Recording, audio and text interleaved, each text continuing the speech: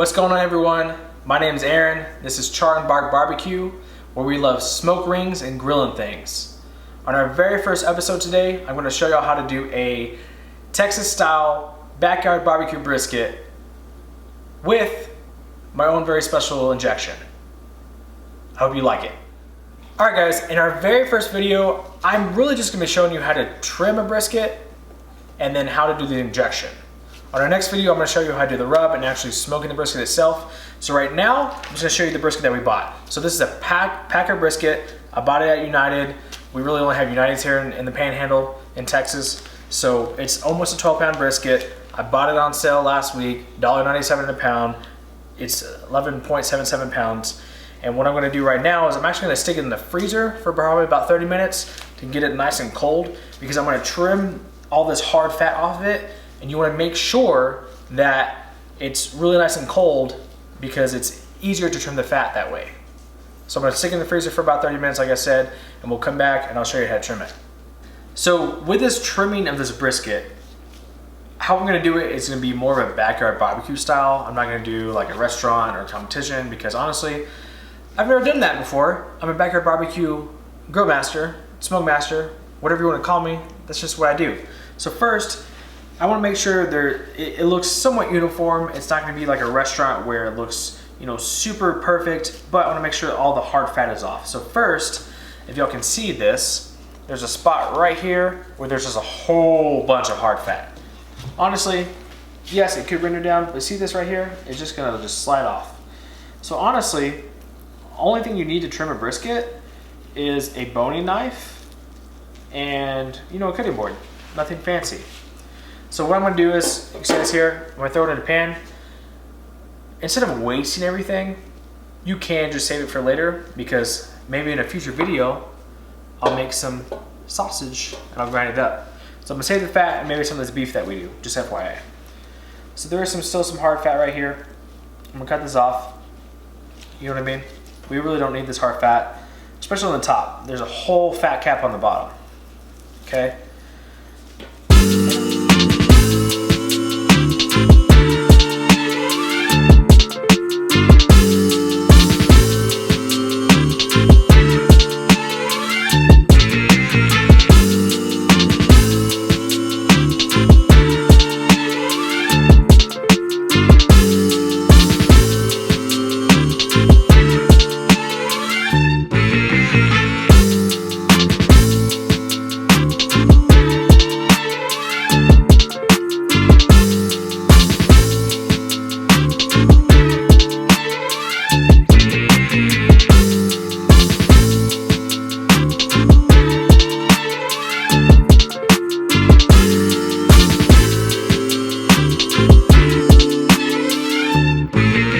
Fat. So I'm going to take some of this off, right? 1/4 inch, 1/2 inch, to make more of a flat line. Kind of like you're slicing a big piece of bacon. So it does help you with trimming the fat cap itself off when you do flip it over and do the other side.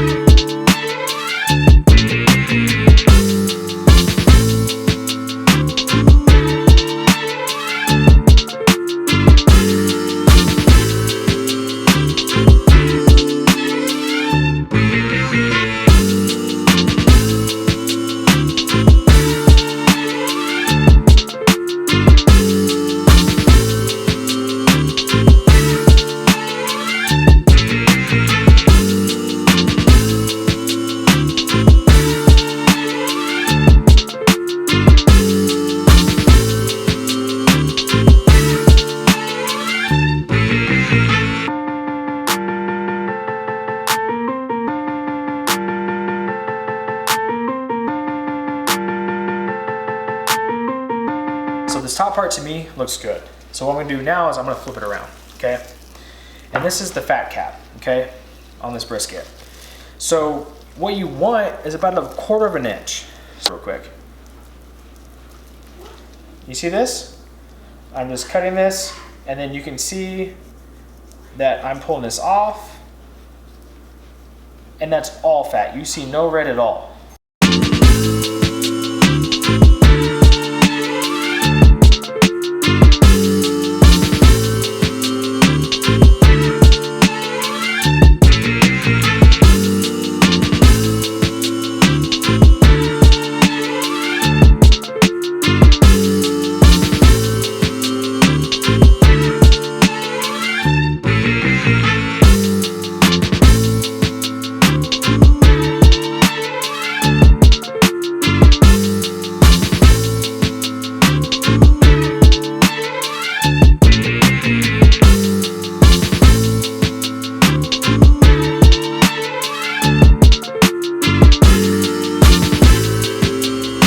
Alright guys, so we finished doing the trimming of the brisket. Now I'm going to show you this injection I just kind of came up with. So I always like to mix spices and flavors with alcohol. It's just kind of who I am. So we found this Allegro brisket. If you heat a gold buckle sauce at United, it's very liquidy, so it's not super thick. It's not like a marinated away. So I'm going to probably put maybe 1 part to 2 parts of this Texas honey cider. Kind of have a sweet in a way. Texas beer. I'm from Texas. That's how we do it. And just kind of mix this together and kind of see how it blends together for this injection. Cool thing about injections is, see, this is super liquidy, right? So that's about 1 part in my opinion. Cool thing about injections is you can actually use this, which was what I'm going to do. Oh, this sound right here. What I love about injections is, especially with brisket, is you can use it later on when it comes to wrapping the brisket and making sure your brisket's super tender. I'm going to whisk this together. What I'm going to do next is I'm going to show you how I actually inject the brisket itself. Alright, so I went ahead and filled up this syringe with the injection that we're about to put in this. So how I like to inject a brisket, at least, is I like to do it in a grid pattern, of course. However, I like to start on the fat cap side first, just in my opinion, to kind of penetrate that side, and then I'll go ahead and flip over to more of the meat side where more of the flat is and do that side. So I'm going to start here. You kind of do a 45-degree angle. You kind of make a pocket. You just kind of let that gun do its work there. If some shoots out, that's kind of what happens. So like I said, 45-degree angle, make it more of a pocket. Kind of go in there, which is why I'm wearing an apron.